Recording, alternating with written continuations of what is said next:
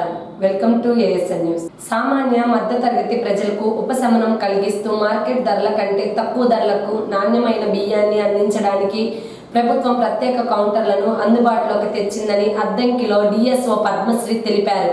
కాకానిపాలెం మండపం వద్ద సబ్సిడీపై బియ్యం విక్రయ కేంద్రం ప్రారంభించారు. ఈ సందర్భంగా డిఎస్ఓ పద్మశ్రీ మాట్లాడుతూ బీపీటీ స్టీమ్ బియ్యం రకాలను కేజీ 50 రూపాయలు, 52 రూపాయలకు ప్రత్యేక ధరల్లో అందుబాటులో ఉంచామన్నారు. ప్రతి కార్డుదారునికి 10 కేజీల బియ్యాన్ని తక్కువ ధరకే కొనుగోలు చేసే అవకాశం కల్పించబడిందన్నారు. కార్యక్రమంలో డిఎం వరలక్ష్మి, ఎంఆర్ఓ శ్రీచరణ్, స్థానిక నాయకులు Manam Muralimohan Das, Kakani Ashok, rice millers association అధ్యక్షులు తదితరులు ఉన్నారు. బియ్యం Sona Masuri rice, BPT rice and steam rice 52 రూపాయలకి 50 రూపాయలకి ప్రతి కార్డుదారికి అందాలని చెప్పి ప్రభుత్వం మన రాష్ట్రంలో మన జిల్లాలో 24 కౌంటర్లో ప్రారంభించడం జరిగిందండి. దాంట్లోనే ఈ రైస్ మిల్ ద్వారా, రాఘవేంద్ర రైస్ మిల్ ద్వారా కూడా కన్జ్యూమర్లందరికీ కూడా అద్దంకిలో అందుబాటులో తీసుకురావడానికి ఈ కౌంటర్ ప్రారంభించడం జరిగింది. అందువల్ల వినియోగదారులందరూ కూడా ఈ అవకాశాన్ని వినియోగించుకుని కార్డు ద్వారా 10 కేజీల రైసు తక్కువ ధరకే, మార్కెట్లో లభించే ధర కన్నా కూడా తక్కువ ధరకే పొందాలని కోరుకుంటున్నామండి. ఈ అవకాశాన్ని అందరూ వినియోగించుకోవాలని కోరుతున్నామండి.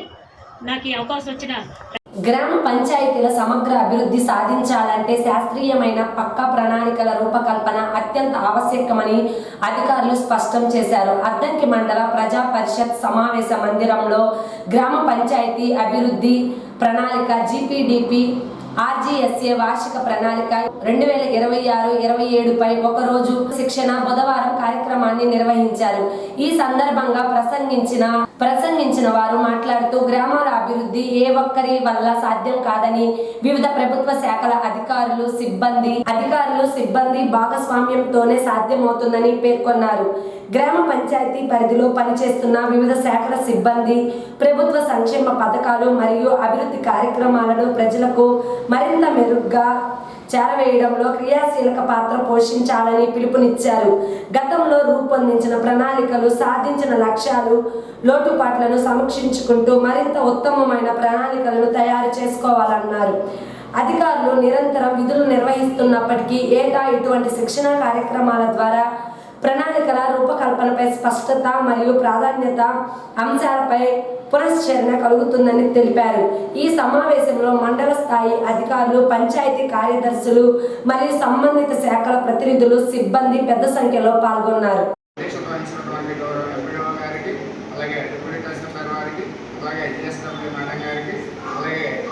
కార్యక్రమానికి చేసినటువంటి అందరూ పీడిఓస్, ఇంజనీరింగ్ అసిస్టెంట్లు, అలాగే ఎన్ఆర్ఎస్, అలాగే మనకి డ్వాక్రా గ్రూప్ సంబంధించిన యూఓలు కూడా అందరూ రమ్మన్నారు. ఈ అందరూ ఈ కార్యక్రమానికి వచ్చినందుకు ఈ కార్యక్రమానికి అందరికీ స్వాగతం తెలియజేస్తూ, ప్రణాళికలు తయారు చేసే ముందుగా అసలు గ్రామ పంచాయతీలకు ప్రణాళిక ఆవశ్యకత ఏంటి, ప్రణాళిక ఎందుకు వేసుకోవాలి, ప్రణాళికల యొక్క ఉపయోగం ఏంటి, ప్రణాళిక ఏ విధంగా తయారు చేయాలి, తయారు చేసినటువంటి ప్రణాళికలో ఎవరెవరు భాగస్వామ్యాలు అవుతాము అంటే ఆ ప్రణాళిక రూపకల్పన ఏ ఒక్కరి వల్ల కాదండి. అంటే మన గ్రామ పంచాయతీలో పనిచేస్తున్నటువంటి ప్రభుత్వ పథకాలు కానీ, ప్రభుత్వ సంక్షేమ పథకాలు కానీ, అలాగే అభివృద్ధికి ముందుగా ప్రణాళిక తయారు చేసుకోవాలి. వారి యొక్క ఉద్యోగ నిర్వహణలో వారు చేస్తున్నటువంటి కృషి ఏమిటి, వాళ్ళు ప్రభుత్వ పరంగా ఎటువంటి సంక్షేమ పథకాలు అందిస్తున్నారు, వాటి యొక్క ఉపయోగాలు ఏంటి, అలాగే ప్రజలకు ఇంకాస్త మెరుగ్గా తీసుకెళ్ళడానికి, అలాగే ఈ అందరూ భాగస్వామ్యంతో ఈ ప్రణాళిక నుంచి, అలాగే అందరూ ఉన్నత విద్య అభ్యసించినటువంటి అభ్యర్థులను నిరంతరము ప్రతి సంవత్సరం ఒకసారి మనం ప్రణాళికల మీద శిక్షణ తీసుకుంటూ ఉంటాము. అయితే మరలా ఎందుకు తీసుకోవాలి అంటే గత కొంతకాలం, 1 సంవత్సరం క్రితం తీసుకున్నాం, అమలు చేసాం, అయిపోయింది. అయితే మనిషికి సహజంగా జ్ఞాపక శక్తి లేదా మనం పనిచేస్తూ ఉంటేనే గుర్తు వస్తూ ఉంటుంది. కొంతకాలం తర్వాత అది మర్చిపోవడం జరుగుతుంది. మరలా జ్ఞప్తి. ప్రకాశం జిల్లా జేపంగులూరి మండలం కశ్యాపురం గ్రామ వాస్తవ్యులు దారా సోమయ్య గారి భార్య అనంతమ్మ 4వ వర్ధంతి సందర్భంగా వారి కుమారుడు బెంగళూరు సాఫ్ట్వేర్ ఇంజనీర్ దారా రాంబాబు సింగరకొండలోని కష్టజీవుల సేవా సంఘం వృద్ధాశ్రమంలో గల 35 మంది వృద్ధులకు బుధవారం మధ్యాహ్నం భోజనం ఏర్పాటు చేసి అందరికీ చీరలు పంపిణీ చేశారు. కార్యక్రమంలో తెలుగుతోటి John Babu, AP SC ST BC and minority ఐక్యవేదిక రాష్ట్ర అధ్యక్షులు జ్యోతి రమేష్ బాబు, అనంతమ్మ కుటుంబ సభ్యులు పాల్గొన్నారు.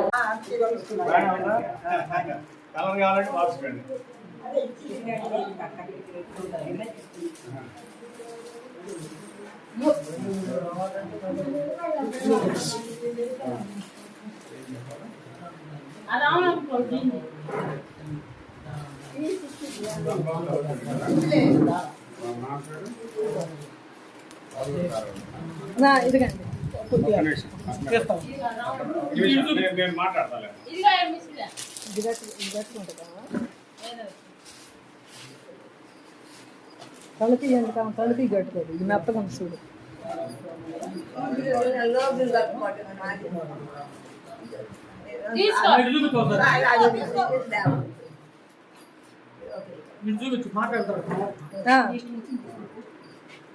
ఈరోజు ప్రకాశం జిల్లా జేపంగులూరు మండలం కశ్యాపురం గ్రామస్తురాలైనటువంటి దారా అనంతాయమ్మ వైఫ్ ఆఫ్ వరల్డ్ చెప్పకూడదు మాట్లాడేటప్పుడు అట్లే ఉంచు. ఈరోజు ప్రకాశం జిల్లా జేపంగులూరు మండలం కశ్యాపురం గ్రామస్తురాలైనటువంటి దారా స్వామి గారి భార్య అనంతాయమ్మ జ్ఞాపకార్థం 4వ వర్ధంతి సందర్భంగా వారి కుమారుడైనటువంటి దారా రాంబాబు ఇక్కడ ఉన్నటువంటి సింగరకొండలోని వృద్ధులకు భోజనాలు అదేవిధంగా చీరలు మోకరించడం అయింది. ఆమె యొక్క ఆత్మకు శాంతిగా చేకూరాలని అలాగే ఇంకా సేవా కార్యక్రమాలు రాంబాబు నిర్వహిస్తారని చెప్పి సాధిస్తూ మీ యొక్క ముసలివారి ఒకసారి పెద్దల యొక్క ఆశీస్సుల కోసం ఈ కార్యక్రమం చేయడం జరిగింది. మీకు కూడా కృతజ్ఞతలు అభినందనలు తెలియజేస్తాను. దార్శనిక ముఖ్యమంత్రి నారా చంద్రబాబు నాయుడు ఆలోచనలకు అనుగుణంగా Andhra Pradesh renewable energy power house గా అభివృద్ధి చెందుతుందని ఇంధన శాఖ మంత్రి గొట్టిపాటి రవికుమార్ స్పష్టం చేశారు. అద్దంకి నియోజకవర్గంలో ఏర్పాటు చేస్తున్న రెన్యూవబుల్ ఎనర్జీ మ్యానుఫ్యాక్చరింగ్ జోన్ ప్రాజెక్టుకు భూములు అందించిన రైతులకు మంత్రి గొట్టిపాటి పరిహారం చెక్కులను పంపిణీ చేశారు. అద్దంకి రెవెన్యూ డివిజన్ కార్యాలయంలో బుధవారం జరిగిన కార్యక్రమంలో 175.41 ఎకరాలు ఇచ్చిన 37 మంది రైతులకు 31,57,38,000 రూపాయల విలువైన చెక్కులను అందజేశారు. ఈ సందర్భంగా మంత్రి గొట్టిపాటి మాట్లాడుతూ ఆంధ్రప్రదేశ్ను స్వచ్ఛ ఇంధన తయారీ కేంద్రంగా తీర్చిదిద్దే దిశలో రెంజ్ ఏర్పాటు కీలక ముందడుగుగా నిలుస్తుందని అన్నారు. భూసేకరణ ప్రక్రియ పూర్తిగా పారదర్శకంగా కొనసాగుతుందని, రైతులకు ఎలాంటి అసౌకర్యం కలగకుండా అధికారులు సమన్వయంతో పనిచేయాలని మంత్రి స్పష్టం చేశారు. సుమారు 1000 ఎకరాల్లో ఏర్పాటవుతున్న రెంజ్ సేజ్ కు సంబంధించిన మిగిలిన రైతులకు కూడా అతి త్వరలో పరిహారం పంపిణీ జరుగుతుందని వెల్లడించారు. రైతులు స్వచ్ఛందంగా భూములు అందించడం రాష్ట్ర పారిశ్రామిక అభివృద్ధికి శుభసూచకమని పేర్కొన్నారు. భూసేకరణలో 1 సెంటు భూమి కూడా వ్యత్యాసం లేకుండా నిబంధనలకు అనుగుణంగా ప్రతి రైతుకు న్యాయం జరిగేలా అధికారులు చర్యలు తీసుకోవాలన్నారు. రాష్ట్ర ప్రభుత్వం రైతుల సంక్షేమానికి పూర్తిగా కట్టుబడి ఉందని, భూములు అందించిన ప్రతి కుటుంబానికి తగిన గౌరవం మరియు న్యాయం జరిగేలా చర్యలు తీసుకుంటామని అన్నారు. సీఎం చంద్రబాబు ప్రత్యేక చొరవతో అద్దంకి నియోజకవర్గంలో ఏర్పాటవుతున్న రెంజ్ ప్రాజెక్టు ద్వారా సమీప గ్రామాల ప్రజలకు, ముఖ్యంగా యువతకు విస్తృత స్థాయిలో ఉపాధి మరియు ఉద్యోగ అవకాశాలు లభిస్తాయని మంత్రి గొట్టిపాటి తెలిపారు. పరిశ్రమల స్థాపనతో అనుబంధ వ్యాపారాలు, సేవా రంగం కూడా అభివృద్ధి చెందుతాయని, తద్వారా ప్రాంతీయ ఆర్థిక వ్యవస్థకు గణనీయమైన ప్రోత్సాహం లభిస్తుందని వివరించారు. అద్దంకి రెంజ్ ఏర్పాటుతో తయారీ రంగానికి సంబంధించి దేశంలోనే రాష్ట్రానికి ప్రత్యేక గుర్తింపు దక్కుతుందని ఆయన వెల్లడించాడు. రాష్ట్ర ప్రభుత్వం 20 లక్షల ఉద్యోగాల కల్పన లక్ష్యంగా పారిశ్రామిక అభివృద్ధి దిశగా వేగంగా ముందుకు సాగుతుందని తెలిపారు. పునరుత్పాదక ఇంధన రంగంలో ఆంధ్రప్రదేశ్ను దేశంలో అగ్రస్థానంలో నిలపాలన్న లక్ష్యంతో ఈ ప్రాజెక్టును ముందుకు తీసుకువెళ్తున్నామని పేర్కొన్నారు. రామాయపట్నం పోర్టు మరియు జాతీయ రహదారులకు సమీపంలో ఉన్న అద్దంకి ప్రాంతం అంతర్జాతీయ తయారీ సంస్థలకు అత్యంత అనుకూలమైన వ్యూహాత్మక ప్రాంతమని మంత్రి గొట్టిపాటి స్పష్టం చేశారు. అందుకే ఇక్కడ ప్రత్యేక ఆర్థిక మండలి తరహాలో రెమ్జును అభివృద్ధి చేస్తున్నామన్నారు. ముడి సరుకు రవాణా, ఎగుమతులు మరియు లాజిస్టిక్స్ పరంగా ఈ ప్రాంతానికి విశేష ప్రయోజనాలు ఉన్నాయని వివరించారు. రెమ్జు ప్రాజెక్టు కోసం భూములు అందించిన సంతమాగులూరు, బల్లికురువ మండలాల రైతులను మంత్రి ప్రత్యేకంగా అభినందించారు. ప్రభుత్వ అభివృద్ధి కార్యక్రమాలకు సహకరించిన రైతుల పాత్రను ఆయన కొనియాడారు. రెమ్జు ప్రాజెక్టుకు అమలుతో ఈ ప్రాంతం పారిశ్రామికంగా మరియు ఆర్థికంగా మరింత అభివృద్ధి చెందుతుందని తెలిపారు. కార్యక్రమం అనంతరం గ్రీవెన్స్ కార్యక్రమం నిర్వహించిన మంత్రి గొట్టిపాటి ప్రజల నుంచి వినతులను, సమస్యల పరిష్కారానికి వెంటనే చర్యలు తీసుకోవాలని అధికారులకు ఆదేశాలు జారీ చేశారు. కార్యక్రమంలో జిల్లా కలెక్టర్ రాజాబాబు, వివిధ శాఖల అధికారులు, కూటమి నేతలు పాల్గొన్నారు. అది ముఖ్యమంత్రి గారిని అడగగానే మన కాన్స్టిట్యూన్సీలో పెట్టడానికి ఓకే చేశారు.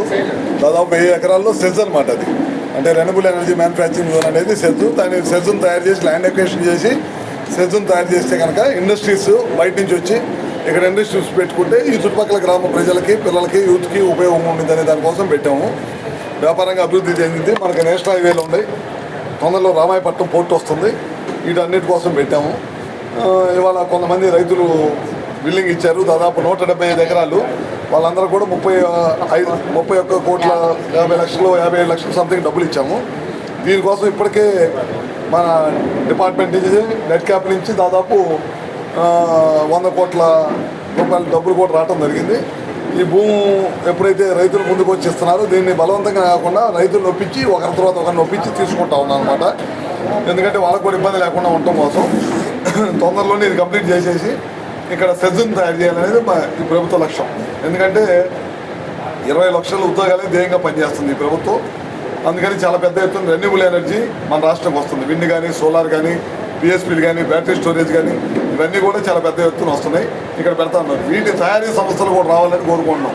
ఇటీవల కాలంలో ప్రీమియర్ ఎనర్జీ వచ్చింది, టాటా వాళ్ళు వస్తున్నారు, ఇట్లా చాలామంది వస్తున్నారు.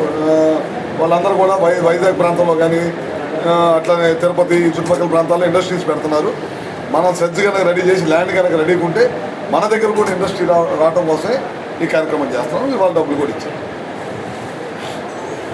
ప్రసిద్ధి పుణ్యక్షేత్రమైన సింగరకొండ ప్రసన్నాంజనేయ స్వామి దేవస్థానం నుండి ఆదాయ లెక్కింపు కార్యక్రమం బుధవారం జరిగింది. కార్యక్రమానికి పర్యవేక్షణ అధికారిగా దేవాదాయ శాఖ ఇన్స్పెక్టర్ వెంకటేశ్వర్లు వ్యవహరించారు.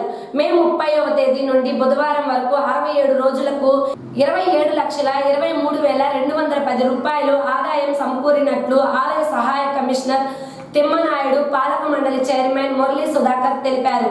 కార్యక్రమంలో సభ్యులు నూతి ప్రసాద్, ఆకుల కోటేశ్వరరావు, దూలిపాల వెంకటరత్నం, కొన్నంకి సుబ్బారావు, ఏచూరు వెంకటనారాయణమ్మ, ఓపి పాల్గొన్నారు.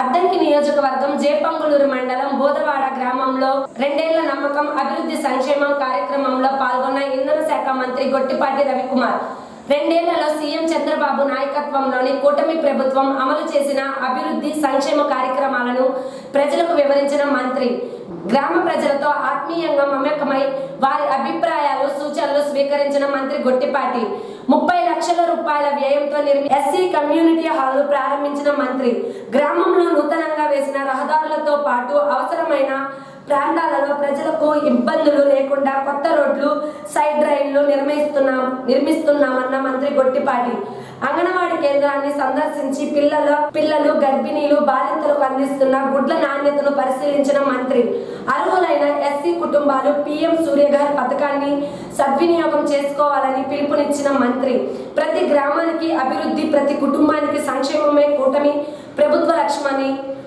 ప్రభుత్వ లక్ష్యమని స్పష్టం చేసిన మంత్రి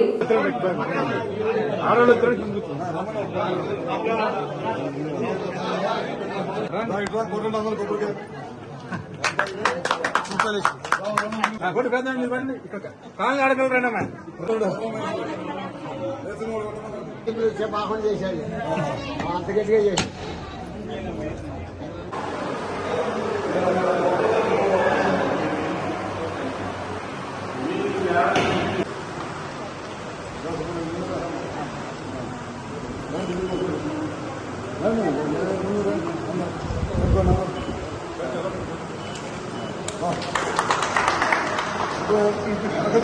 రావయ్యా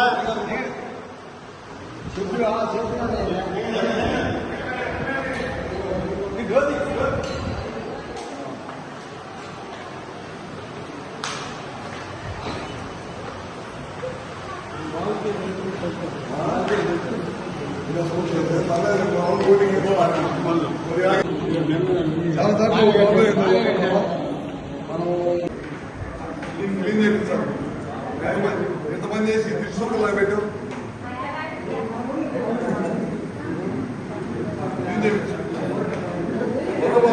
వచ్చేటప్పుడు శుభ్రంగా ఉండాలి.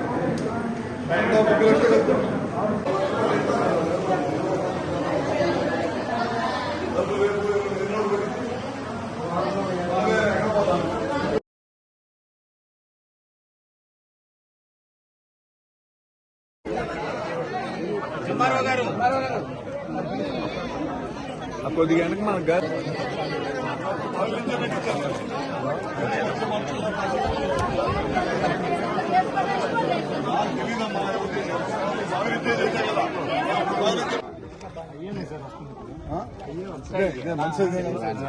మనకు మనం మార్కెట్ లో కొనుక్కున్నది 50 గ్రాములు టోకెన్ వేసి 50 గ్రాములు ఒక్కొక్క ఎగ్ రోజు ఒకటి పెడతాం పిల్లలకి తింటారమ్మా ఇష్టంగానే పిల్లలు రోజు కూడా పప్పు నువ్వే వాళ్ళ పిల్లలు తల్లివి మా పెట్టి తక్కువ కాల పరిమితితో పండే అపరాల పంటలు సాగు చేసుకోవాలని అద్దంకి సహాయ వ్యవసాయక సంచాలకులు మణికేశ్వరం మరియు కొంగపాడు గ్రామాలలో నిర్వహించిన పొలం పిలుస్తుంది కార్యక్రమంలో భాగంగా ఆయన మాట్లాడుతూ ఎల్ నీనో ప్రభావం వల్ల వర్షపాతం తక్కువగా ఉంటుందని, అందువల్ల తక్కువ కాల పరిమితితో పండే అపరాల పంటలు సాగు చేసుకోవాలని సూచించారు. రాయితీపై కందులు, ఎల్ఆర్జీ రకం మరియు VBN 9, VBN 10 రకాలు మినుము విత్తనాలు రైతులకు అందుబాటులో ఉన్నాయని, అవసరం ఉన్న రైతులకు రాయితీపై అందిస్తామని తెలిపారు. మండల వ్యవసాయ అధికారి కొర్రపాటి వెంకటకృష్ణ మాట్లాడుతూ ప్రధానమంత్రి ఫసల్ బీమా యోజన పథకం ఈ నెల 15వ తేదీ వరకు ప్రభుత్వం పొడిగించిందని, కంది, మిరప, వరి, మినుము సాగు చేసే రైతులు తప్పనిసరిగా బీమా చేయించాలని సూచించారు. కార్యక్రమంలో ఉద్యాన అధికారి దీప్తి మాట్లాడుతూ రైతులు వర్షాభావ పరిస్థితుల్లో నీటి కుంటలు ఏర్పాటు చేసుకోవాలని సూచించారు. నీటి కుంటలకు ప్రభుత్వం రాయితీ అందిస్తున్నట్లు తెలిపారు. కార్యక్రమంలో మణికేశ్వరం సొసైటీ అధ్యక్షులు నర్రా బ్రహ్మానందం, బ్రహ్మయ్య, కరిముల్లా, గ్రామ వ్యవసాయ సహాయకులు సాయిబాబు, వ్యవసాయ విస్తరణ అధికారి కోటేశ్వరరావు తదితరులు పాల్గొన్నారు. అది పెద్ద లెక్కలో వస్తున్నాయి, అది కూడా పడింది లేకపోతే లేదు. అంటే దాదాపు 11-12 సెంటీమీటర్లు పడాల్సిన వర్షం అసలు జీరో. ఈ నెలలో కూడా దాదాపు 17 సెంటీమీటర్లు 18 సెంటీమీటర్లు పడాల్సిన వర్షపాతం ప్రస్తుతానికి ఇప్పుడు 5వ తారీఖు వచ్చినా కానీ టెంపరేచర్ 36-37 డిగ్రీల టెంపరేచర్. ఇదంతా కూడా ఏంటంటే ఎల్ నీనో ప్రభావం.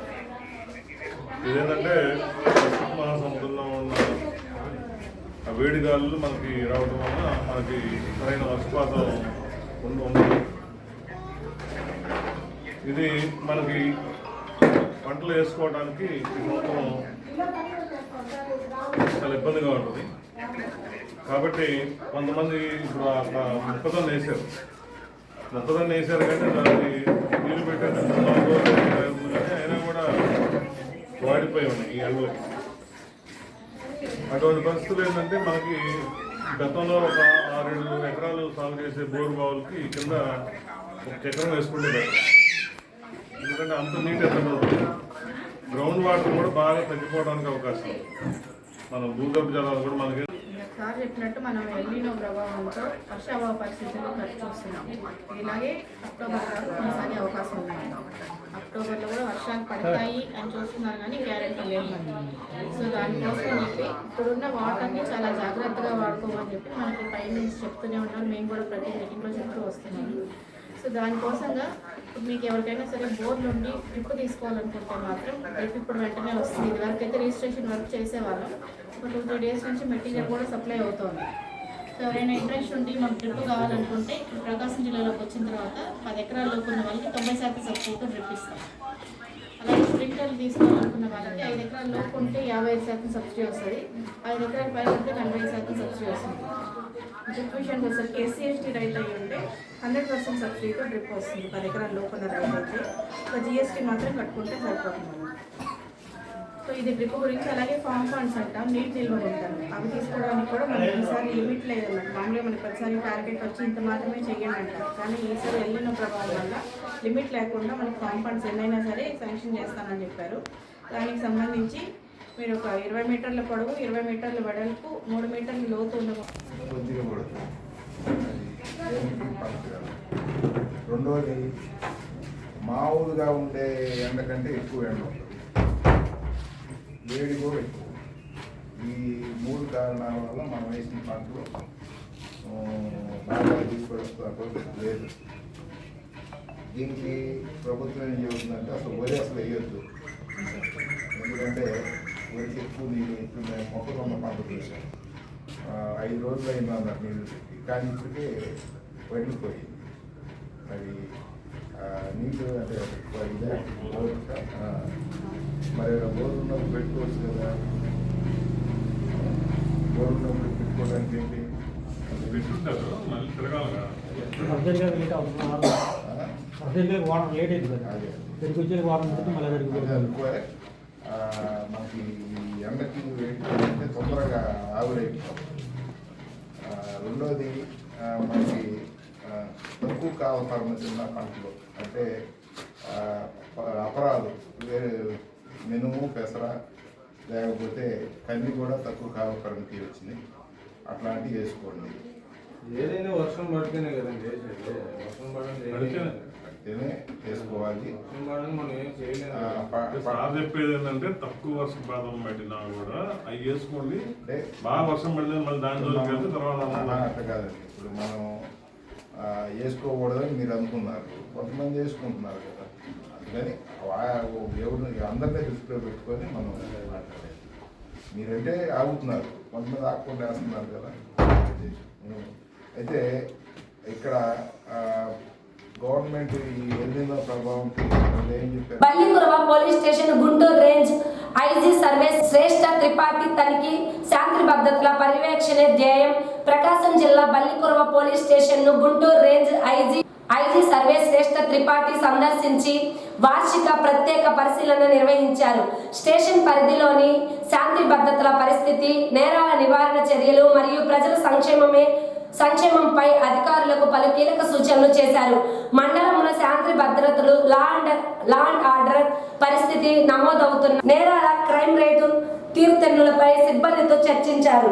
స్టేషన్కు వచ్చే బాధితులు ఫిర్యాదులతో మర్యాదగా వ్యవహరించాలని, వారికి త్వరితగతిన న్యాయం అందిస్తూ పోలీసింగ్ పట్ల ప్రజల్లో నమ్మకం పెంచాలని ఆదేశించారు. విధుల పట్ల అంకిత భావంతో పనిచేస్తూ ప్రజలకు ఎల్లప్పుడూ అందుబాటులో ఉండాలని స్థానిక పోలీస్ అధికారులను ఆదేశించారు. పబ్లిక్ సాటిస్ఫాక్షన్ లెవెల్ ఏముంది, క్రైమ్ పరిస్థితి ఏముంది, లా అండ్ ఆర్డర్లో ఏముంది. సో జస్ట్ దానికి మొత్తం ఒకసారి సమీక్షించడానికి, మన ఆఫీసర్స్తో మాట్లాడడానికి, మీడియాతో మీ ముందు కూడా ఏదైనా సమాచారం ఉంటే స్వీకరించడానికి రావడం జరిగింది. ఏఎస్ఎన్ న్యూస్ ఇంతటితో సమాప్తం. నమస్కారం.